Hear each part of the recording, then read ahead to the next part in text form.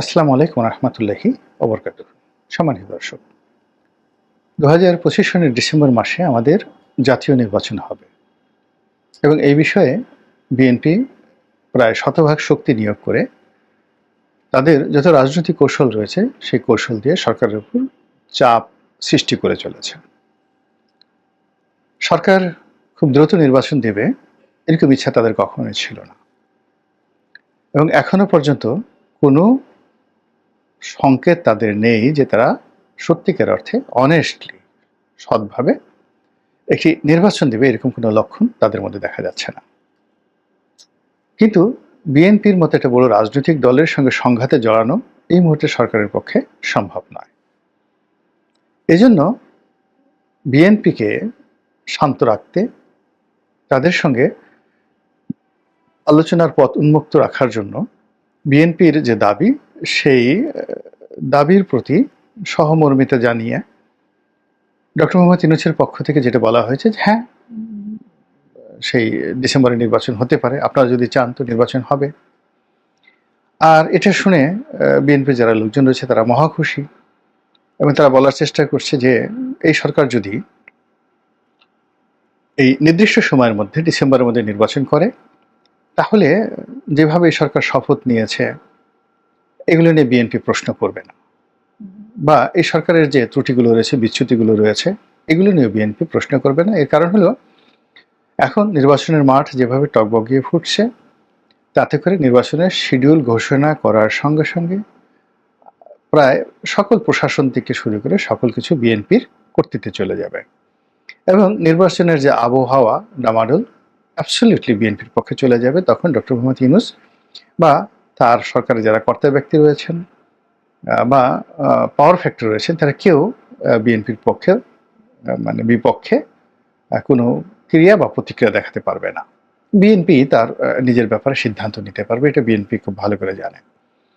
এই জন্য বিএনপি সেটা চেষ্টা করে যাচ্ছে। অন্যদিকে সরকার তার পরিণতি খুব ভালো করে বুঝতে পারছে যে তারা যদি কোনো অবস্থাতে ফেল করে, তাদেরকে যে তারা যেভাবে ক্ষমতায় এসেছে এবং ইতিমধ্যে তারা যে সকল সঙ্গী সাথী জুটিয়ে ফেলেছে এবং ইতিমধ্যে তারা যে সকল কর্মকাণ্ড করে ফেলেছে, এ সকল কর্মকাণ্ডের কড়ায় গণ্ডায় যদি হিসাব নেওয়া হয়, চুলচেরা বিশ্লেষণ করা হয়, তাহলে এখন যারা আছে তাদের যে আগামী দিনের পরিণতি, সেই পরিণতিটা কতটা নির্মম, নিষ্ঠুর, ভয়াবহ অথবা জান্নাতের সুবাতাসের মতো বা জান্নাতি ফুলের মতো সুভাষময় হতে পারে, এটি তারা বোঝেন, চিন্তা করেন এবং ঘামান।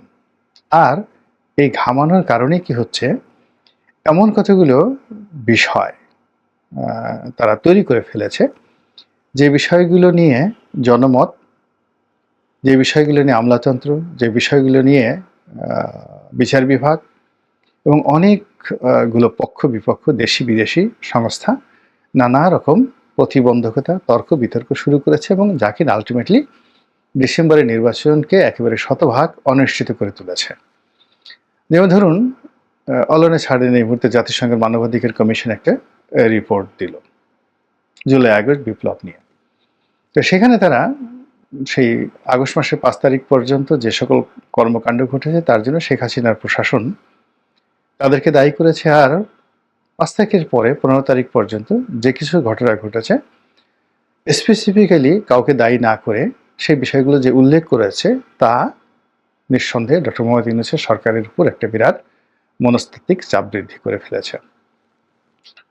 ছাত্ররা এবং সমন্বয়করা ইতিমধ্যে বেশ কয়েকটি রাজনৈতিক দল গঠন করার জন্য তারা সর্বোচ্চ চেষ্টা চালাচ্ছে এবং কোনো কোনো সমন্বয়ক তারা সেই উপদেষ্টা মণ্ডলীর যে উপদেষ্টা পরিষদ সেখান থেকে তারা পদত্যাগ করে এই রাজনীতিতে তারা অংশগ্রহণ করবেন এবং রাজনৈতিক দলের প্রধান হবেন বা কর্তা ব্যক্তি হবেন।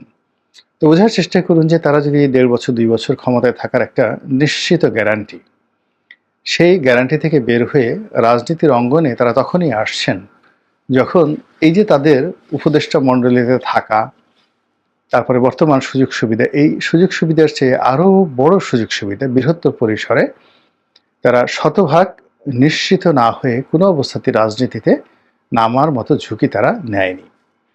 এর কারণ হলো আমরা এই অল্প সময়ের মধ্যে দেখেছি যে সমন্বয়, যাদেরকে আমরা অনেকে বাচ্চা বলি, তরুণ বলি, যুবক বলি, বা তাদেরকে তাচ্ছিল্য করার চেষ্টা করি, কিন্তু তাদের বুদ্ধিমত্তা, তাদের প্রজ্ঞা, তাদের চিন্তা চেতনা, তাদের কর্মেও, এমনকি তাদের দুষ্টুমি এবং সমন্বয়ক নাম পরিচয় ব্যবহার করে ইতিমধ্যে যারা বড় বড় অপকর্ম করেছে, তো সেই সকল কর্মকাণ্ডের কাছে প্রচলিত যারা রাজনীতির টাউট বাটপার, তারা রীতিমতো শিশু।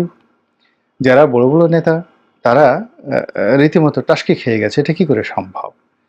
সমন্বয়কদের সাথে যদি আপনারা কথা বলেন বা ঘনিষ্ঠ কেউ আত্মীয় স্বজন হন, আপনারা জানবেন যে বড় বড় রাজনৈতিক দলের, আমি নাম বললাম না, বড় বড় মানুষ এদেরকে টেলিফোন করে যে সকল অনুনয় বিনিময় করে, এদের অফিসে গিয়ে যে সকল বড় বড় রাজনৈতিক নেতারা বসে থাকে, এতে স্পষ্ট হয় যে এই মুহূর্তে তারা ক্ষমতার কোন পর্যায়ে রয়েছে। ফলে তাদেরকে এই ক্ষমতার একটা ব্যালেন্স পর্যায় থেকে বা ব্যালেন্স পর্যায়ে রেখে বিএনপি যদি স্বপ্ন দেখে যে ডিসেম্বর মাসে নির্বাচন হবে, আমার কাছে এটিকে যুক্তিযুক্ত মনে হচ্ছে না।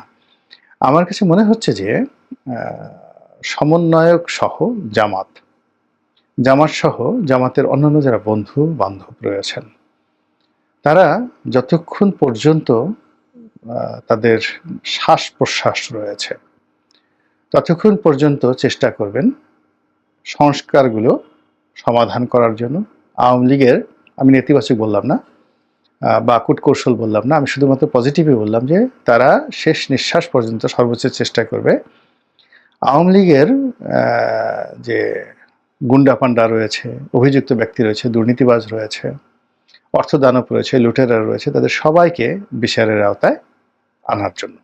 এটা তারা সর্বোচ্চ চেষ্টা করবে। This is one.